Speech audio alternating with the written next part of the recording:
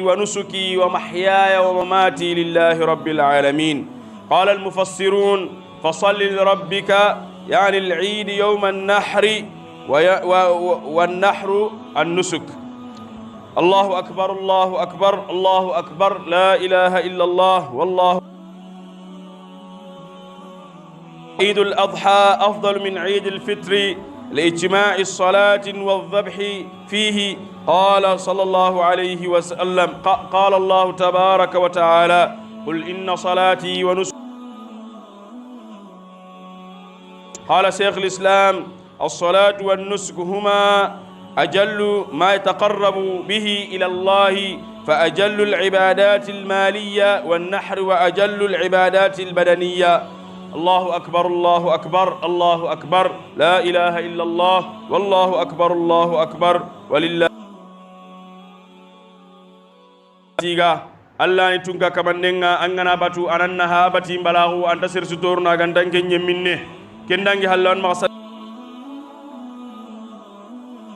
aro sir sugara warda killem battangum pasandenga masaro Allah bicagi nyen xeyngutu mare musliminu lengini kota hore nyai lengini kota dare nyai lengini nyagalien kota nyai lengini sewoyen kota nyai islaminu ndangani duna ton kon nagaton sui islaminu ndangani duna karon sui ona Allah kufa ona finko ona fi Allah pinkon ne ngabondi ona astaghfirullah kon ne ngabondi ona Allahu akbar kon ne ngabondi lengini Allah bati kota nyai lengi hedi Allah kute kotai lengi hedi gajan kotai lengi hedi mera kute kotai lengi hedi al yatime ngwindi kotanga lengini sowen kota nya islaminu sudangani kendi kuna ken sewe osuna kahai ona kota keraga ona sewondi ona kota keraga ona nyagali dome ona kota keraga ona nyaga poro manne sababu dangani na to woti lenki sallum pilla ndamenyi kota bane ke nogondi banan sallenga ana gelli sallu nyaay kumenu gandi ho khorenga Allah nenga tabaraka wa taala na to woti hiji kan ko gollumpo gabenga anyana lenki kota nyai aro khadi nan kurusindi Allah dangani tabaraka wa taala akhanyana ke kotai kenyani Allah gadi qur'anan nogondi fasalli rabbika wanhar Muhammad annan callan kamanda aran nan burandi an kaman kadangani tabaraka wa taala mufassiran sudako nanti sallen na gelli tinto nyai ko men ga tinto ni kamanga kursinden kana gelli tinto honyai aga ko men laga na ga tinto ni kamanga kenyana Allah gadi qur'an no gondi Muhammad annanti anken kursi fonu anan callu asuna Allah bana dangani qul inna salati wa nusuki wa mahyaya wa mamati lillahi rabbil alamin nkallen qadimbire asuna Allah dangani taga honu su kamanne kapalle mantai abana ni bajonga angana batu anannaha angana hotana khabatu kebe ga heta kenga anna duñi hono gondi kebe ga heti tanai Allah gano sukki sinonya Allah battaru. Allahu akbar Allahu akbar Allahu akbar la ilaha illa Allah wallahu akbar walillahi alhamdu. Mare musallem palle sere suwada ga ngatel Allah yan kurusi kebe ganni kebe gan qawa angana Allah Allah yang ka khurusini serena khurusan dangani ambana yigo nyana ngaba ambana ya gare nyana ngaba anyimme gara basagono Allah yang khurusi anyimme na khurusi kenyan kawa angaran tay kha serebe gadono ngagara ba khurusini annan ciganna hay ana khurusan nyagonga bismillah Allahu akbar anna Allah yakraga anna khurusi man ganda sabu anga kellahi ya khurusi na hore ke jogu anno haba Ibrahim sunnanya birandini dimman be agada wari kuyundi ati ya bunayya inni ara fil manami anni azbahuk ati lemme ngeda wari kuyunno gondi nanti kaman nendi nyawari nanti nan kurusi Ibrahim remenda jabi ati ya abati fa'al ma tu'mar mbaba honda bari Allah gada nyamari kebe na to da annabi nyimmun kuyumbe de kuyu khafunga dimman be agadi remmen lagana sitina sagundi nanti wa khurusini Allah da bimba kenya lemme ke dangani na jagandi genyang kandi nangiri kamunga na sagare meke batten no gondi ken kurusinde kundu ogu haba Ibrahim sunnanya ni kenga Allah farelli ara ken sunna birandi ara ken sunna khato gi matonu maga har kelenki o ha ken kurusinde da barni Allah dangani tabaraka wa taala sinen muma tabane nandu tintondi Allah iti kursindenga Allah di tabaraka wa taala لن ينال الله لحومها ولا دماؤها ولكن يناله التقوى منكم ike Allah hajunta lahiyanu kutiyei I hajunta lahiyanu ku horenga I hajunna haramare muku Allah kanne bana lahiya kenogondi kendi kuna angara lahiyan khurusi bana nyeme Allah khibare nyeme nonga kendi kuna angana khurusini annanganni ananti mpege khurusini Allah bana dangani ma khurusi ho sudangana ganta Allah bane kengananya Allah nantuga barajum po khorunga aro musonum po khorunga Allah gana kenya ngoda kasuka humanton dangani dalilahi ya bane gana yammaga awandan dimbaya suwasana agana lingandangana sada sado sikki anna hoiga anna ho kui anna ho qateri frigin nogondi gelangana nante awam bakka anta kuiye bakka anga kebe mekin nandi mbayanga ken nandangani saraga nyai Allah gano alhalon churondi maremu Allah komo Allah farenya gana sigi keme dingirai asigi hajjatul wada atittaqullah wattaqun nisa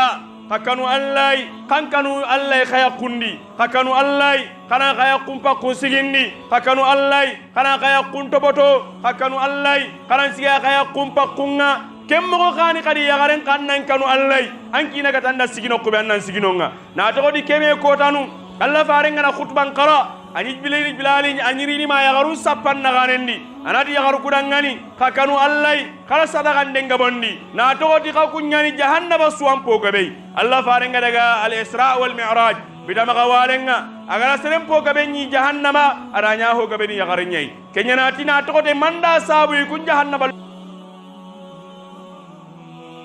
nyangi dangani mungunaya ko da banda gana gaja anati loyammaga mbara ma jabu kitammaga loyammaga ma khair kitammaga loyammaga abada bada kenyani niya kendi kuna ken sababu dangani ala yagarun qaragani nodun qullahu ni kawandi nanti nan kuindi sina nyugo gara kenda bari bilali di junta nyawtu yagarungi nyagarul lagane garo na no gondi honni torru honum bagandi kangen kalle honni cennum bagandi honni kitrango dom bagandi iga kinni Allah tabaraka wa taala puruna nya saraga ngaidu dangani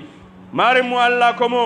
ogana kinye ke kotai oti lengini nyagali en kotanyai lengini sewo en kotanyai lengini Allah batti kotanyai anta hawanyana Allah kute kotanga kota khore nyani kubitoi na otu lengina daga warama baram bitana katandi fajirin kotanga farlan salle suhalle Allahu akbar Allahu akbar la ilaha illa Allah wallahu akbar walillahi alhamdu annan ko ke konna ma banan salle bitana katandi fajirin kota akon nen nasiki ku Allah akbar nubi nangi konno nyana dangali musonya aro barajin dunga Allah ganti nyano dangali tampe kafunga kendo nan ko ken karagana ona ka ho kittema kebe ga nyana dangali baraji kitiyenga ona to kadi nanti wala aksu dhalika tano gondi an ka jurubu ngabano ken kotay mare mu ngon kano Allah on kano dimba yam pakkenga Allah fare alayhi salatu wassalam ara bangandi hadisenga ati kullukum ra'in wa kullukum mas'ulun an ra'iyatihi atosuri nagananu nyai akaina sere subhanan banan tirindi nan nagani fonga angani nagani killu kullen kamma falillahi alhamdu angani nagani kille kamma kebe gaji kullu kullenga annat nan tantarono arjanna ngi tokkono banan salle dullen na koy banan salle dakun na koy o ko are nyaaru na nyini bakka sellanga inta bakka time su ma wurom meren tammu inta bakka time su wa wurom meren kabu inta bakka time su wa wurom meren cegu adaga na minna ke ngurodi dulle nyanay ba ma dakku nyanay ba ma heto nyanay ba tammise ke be angara kari kake no nanda kari ko kada Allah ti hajun ta ti hajun ta hore kay ti ke koray gana dimba kan tay gana kake di kendi adaga na mani qamundu hankannenga adaga na mani qamundu restaurantinga adaga na mani qamundu clubnga ibadallah allati sersugadi inantirni nan nagani honu kuya nanti lengini salle nyai ona lemunu ngara en free oni wara en daga ina li len nyagaru mani meno kanun no gondi gara yigon tu sallen kota yagambanu mani meno kanun no gondi igara sraburen pute sallen kota ina rosmutua ina sraburen mutua ina doron nyimbe khaminnya 600 kenken nya ho daga nyai yagaru nyimmera sage 600 pute ne restaurant nunga wayna Allah mbattelle sun kason no sallen kota lenkini Allah mbati kota nyi lengi hedi sange kotay angana Allah batano gondi anga baraje kebe kitta angana Allah ha kutano gondi anna kemme junubu khorenya kitta Allah gano tanga mbadi muslimolu kakumo sutiyandali kan bimu sewolu ngolti bimu lumbalti dol muslimoliye bimu lungolti min yalon ko nyanta bu nyandila nyanta warandila bi mulungol ti nyanta alabato siandila kono ka badi ya choko sianda kono ka Allahu akbar fo fanan sianda kono farla salikoma isafo ko Allahu akbar Allahu akbar la ilaha illa Allah wallahu akbar inke ibakira le fo banna salo til nani jango fajiri salo o kola le ya stop ni salfana sali ya karang ni aran saro sali ya kola ya karang fitro safo fajiro fo banna salo til nani jango nyimbe ka ala warandi ka bunyandi bari muslimolum be duniya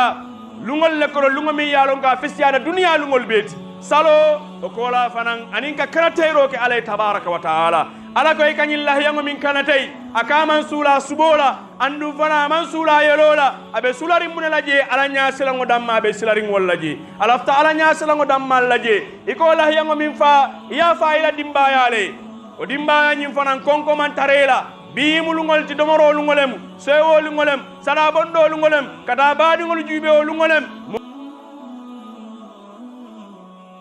molu ni ala bato ke nyillungol ko ne ka barajo men soto ni ala soko fanan ka kono ika nyon junubo falal ne sota kono wala dinna kila alayhi salatu wassalam atartalunga ka fo moliyo ko atolbe mu kantar lallati andi be momo kilin na nyin ka la kantar fe ngol lale ni e kantaku ikunno sediya ni be kantaku fanan iseka mo kunna kuyati alaman tankala kunna kuyala mbadi muslimolu ngola hiyango dum momoro ndi fango yela la hiyango fa ole bete ata ni yanu ni mano fanan mosa kana tayye isafa bismillah wallahu akbar abona ala bote teleya andum fanan bamru ndile teleya pour mun kammala kay tandi ka fo ko yafa ala le tabaraka wa taala wala hiyan suboni nadiya tay ya tala saba yedo do mo bi isa do mabo yedo fanan di sadala ni ma bondino sadala isa do fanan di molla hadiya ibitangolu ila alfal ila kebal ise nibo ni man subo fango dila ni borola ni emil tabi ise mano tabi volo fundi yole tabi ise alfal nibo o fanan ka kele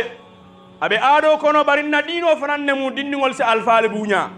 sango mu mela beete men kenola bar sinya kendam ma katela alfa kanibo walanto ka subu sado ta ka diala o manke fentimi yalon ko anyantan na society nyanta siandila kono ibitangol ibadingol imamanyol yete kontong nadiyate ini la dimbayal be taaliyate kontong bari mbadi muslimolu ka ko munet ndolla ala soko buka siya fo sallungo nga fo le jang ika bara nyimma men bara ala ka jidi ni yake ala soko fananti ala be junubo siandile mari ka fanan olungol bari tolbi nanyolo buka funti kata banta foni suwo kuta talantang sunkuru ndingo e funtin tol kata bantale abe tala munel afama na ka bukata amusodo be ja safayo ko dindingol bulaye tabi musalol di dindingol be le kata dunia be ta fo ya itani le ka bugo tanyan takelal bak sunkuru ndim mendingo 10 o'clock 11 o'clock ate kat aka ko te ka funtila eta bada la be tala munela ji alnyantole ko sonna nga jube akata munela je bimu banna lungol ti konko man taramola bimu banna sallungol ti mindo man taramola say mbe funtila munela ni fundida ni tata restaurant wala fundida ularo janni suobe kula e mari se murunnan suo kono funti o manke kasiti de barintal la molu kata minna je ani molu kata minna je ama a different tali na sunkudo ningol ka fundi suo kono e ka fo kon kata restaurant to be siri be sisa sabaka anene man sisa saba bar sallungo nara la friends all fundi da be sunkudo ningol le mare ika sisa sabale ni restaurant milliardon kay balla kara dandangol la jang ibe ka sijele ka sisa saba musol dol fo ngobe je talibol fo ngolle arabe talibol milka arabo karan kitabo ni sunno ite ya ke sisa sabodi sallungo min fo ngoma karan miye mara kara obe kala nyaadile nga subo nga jiki wulo da kono bar ni nga suboje ba da kono yalo o kay kija faro kat almanjeri la toñala bilu ngin nim momo na da salkerala yalon salifula le benta nyin dino amana fon sa futani ni na da bi salkerala ni man na juma salola kasiman tarela boyte kanni lonna dol fango ko han salfala salo fango sallal lonna dol ko salfana fango be boyle kanne fo aransaro barintol min sahayatan tol fe juma salole boyte mari kan bar salfana salo isa salno korda kono hanni manna juma salola bar momin mo almamo di jamo ko de tebe nalale bay fos nimmolu nata niyemo tandim fula soto ye jumo sali bar nimmo manna fanan al salfana salinga janjang bari tamum mo alfalt atol mim mo almamul altol be nala jamo ngotole